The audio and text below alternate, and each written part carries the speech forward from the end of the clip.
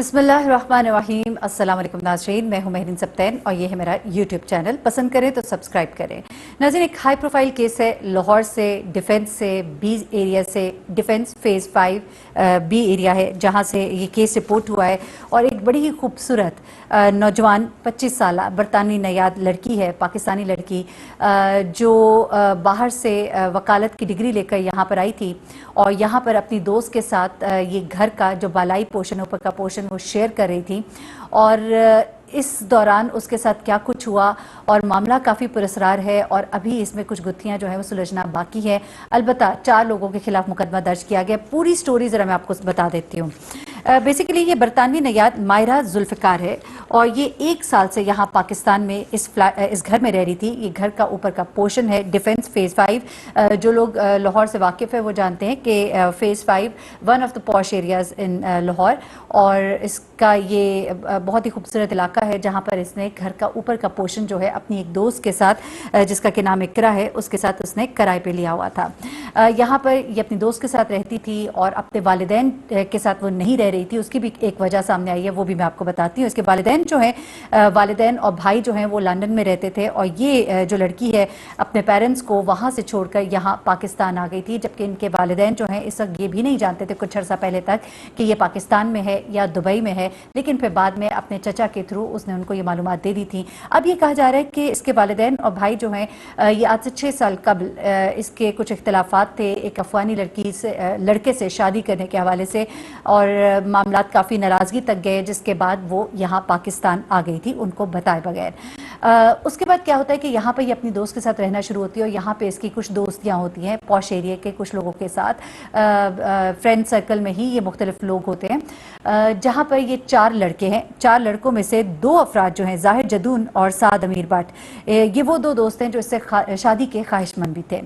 अब होता क्या है कि दोपहर को कोई 12-1 बजे के करीब जो इनके घर काम करने के लिए मुलाजमा आती है, वो इसके कमरे में सफाई के गर्ज से जाती है। वो देखती है कि खून में लथपथ लाश जो है इसकी बिस्तर पर पड़ी है। वो दौड़ती घबराई हुई इसके साथ वाले कमरे में, जो इसकी दोस्त का कमरा होता है इकरा का, वहाँ पहुँचती है और उसको बताती है कि बाजी जो है वो खून में लथपथ अपने बिस्तर पर पड़ी है। उसके बाद इसकी दोस्त जो है वो पुलिस को बुलाती है और उसके बाद पुलिस यहाँ पहुँचकर इंक्वायरी करती है। मामले को, सीन को, सिचुएशन को देखा जाता है। अच्छा, अब जब पहले पुलिस आकर यहाँ पर मामले को, सीन, सिचुएशन को देखती है तो उनको ऐसा लगता है कि शायद खुदकुशी की गई है। लेकिन फिर जब वो इसको बाकायदा देखा जाता है, पोस्टमार्टम के लिए रिपोर्ट भेजी जाती है, उसमें भी कुछ चीज़ें सामने आती हैं, वो भी आपको बताऊंगी। लेकिन पहले ये कि वहाँ पर कोई आला जो है, आला कत्ल जो है मौजूद नहीं होता। अगर खुदकुशी की हो तो साथ ही कोई आपके गन होती है, कोई पिल्स होते हैं, या कोई आपने फंदा लगाया, कोई ऐसे आसार नहीं थे जिससे ये पता लगे कि आपने खुदकुशी की है। और गोली जो है सीधी गले में लगी है। इसका मतलब है कि गन जो है, पिस्टल जो है, वो कहीं आसपास होनी चाहिए, लेकिन पिस्टल नहीं होती। उसके अलावा गले के दबाए जाने के निशानात भी मौजूद होते हैं गले पर। उसके अलावा जिस्म पर तशद्दुद के निशानात भी होते हैं। इकरा का ये कहना है कि सहरी के लिए ये दोस्तें जो हैं ये बाहर गई थी इकट्ठी, और इनके साथ इनके वो दीगर दोस्त भी मौजूद थे। और उसके बाद ये लोग वापस आए, जिसके बाद इकरा जो है अपने कमरे में चली गई और इसकी दोस्त जो है माहिरा जुल्फ़िकार, ये अपने कमरे में चली गई। उसके बाद वो कहती है कि उसको नहीं मालूम कि क्या हुआ। उसके बाद जो नौकरानी है जिस वक्त वो उसके पास आई, वो उस खातून ने इसको बताया कि बाजी की लाश जो है वो खून में लथपथ पड़ी है बिस्तर पर, जिसके बाद उसने पुलिस को बताया। बस इतना ही उसको मालूम है। अब पुलिस जो है इसने फर्दर जब तफ्तीश की है और ख़ास तौर पे इस लड़की के माहिरा जुल्फ़िकार के चचा जो है वो सामने आए हैं और उनकी मुद्दियत में एक FIR जो है वो काटी गई है। और इस FIR के अंदर जो मामलात बताए गए हैं उनसे थोड़ी सी पिक्चर तो क्लियर हो रही है, लेकिन अभी तक ये नहीं मालूम हो सका कि क्या वजह बनी। बेसिकली अभी जो वजह बेसिकली नज़र आती है वो ये है कि ये 2 लड़के, जिनका नाम मैंने पहले भी बताया, जाहिर जदून और साद अमीर भट्ट, ये जो है इससे शादी के ख्वाहिशमंद थे, लेकिन इसने इन दोनों को शादी से इनकार कर दिया था और इन्होंने अपना ग्रज निकाला है, अपना बदला लिया है, ये कहना है इसके चचा का। अब चचा ने FIR में क्या कहा है मैं आपको वो भी बता देती हूँ, क्योंकि उससे बात जो है थोड़ी सी वाज़ेह हो जाएगी। इसके चचा ने जाहिर जदून साद अमीर ने नामजद किया और उसने कहा कि कुछ दिन पहले मेरी भतीजी जो है ये मेरे पास आई थी सब्ज़ाज़ार, ये काफ़ी परेशान थी और इसने मुझे कुछ बातें बताई हैं।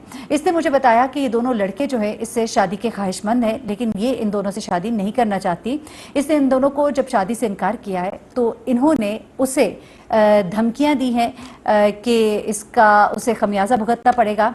अब हैरत की बात यहाँ पे ये है, जो एक बड़ा सवाल है, बल्कि मैं पहले पूरी बात बता देती हूँ कि उन्होंने मजीद क्या कहा। उन्होंने ये कहा कि ये जो लड़के हैं इन्होंने उसे संगीन नताइज की धमकियां दी हैं, वो बहुत खौफजदा थी और उसने ये कहा था कि मेरी जान खतरे में है।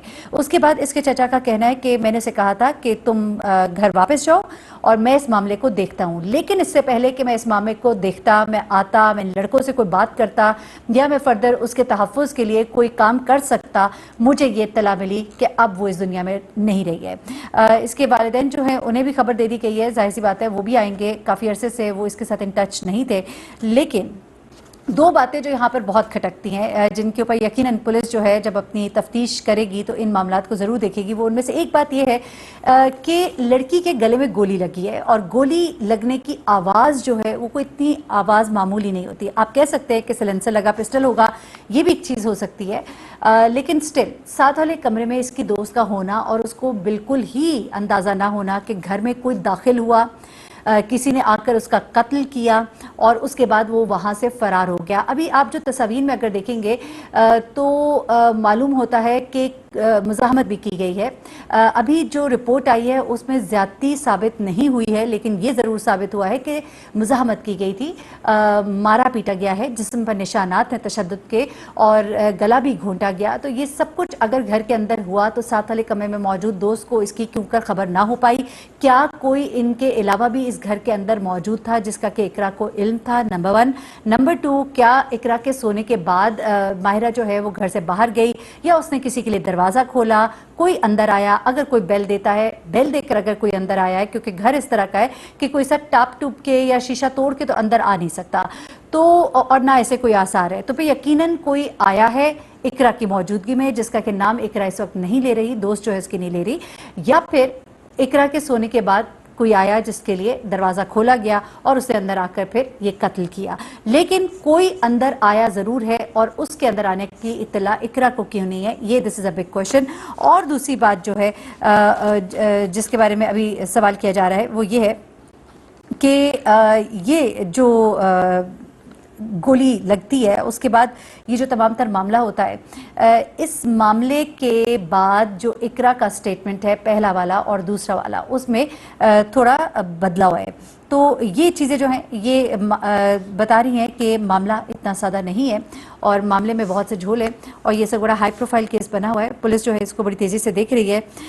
पुलिस ने इसके ऊपर भी काम किया कि लड़की के कुछ जॉब के प्रॉब्लम्स भी थे, कुछ फैमिली प्रॉब्लम्स भी थे और इन प्रॉब्लम्स के होते हुए वो खुदकुशी भी कर सकती थी, लेकिन खुदकुशी के आसार नहीं मिले, जिसकी बिना पर अब ज़्यादा सॉलिड यही है कि कोई ऐसा बंदा है जिसको शायद दोस्त जानती हो लेकिन वो बता नहीं रही। अब मैं इस केस के ऊपर असरअंदाज नहीं होना चाहती अपनी इन बातों के साथ, लेकिन मामलात थोड़े से मशकूक हैं। एक बंद घर के अंदर किसी का सहरी के औकात में आना और फिर वो कौन कौन से दोस्त थे, या क्या वो गोलियां लेकर सोई थी कि गन के शॉट के बावजूद उसकी आंख नहीं खुली, या इवन गन का शॉट साइलेंसर भी लगा हो तो घर में एक हलचल होती है, एक साथ वाला कमरा होता है, थोड़ा एक एहसास होता है। इस बारे में से जब इंक्वायरी की गई है तो उसने कुछ अभी तक तो नहीं बताया, लेकिन आने वाले वक्त में मामले की सेंसिटिविटी को देखते हुए शायद मज़ीद मालूमात उसकी दोस्त से हासिल हो सके।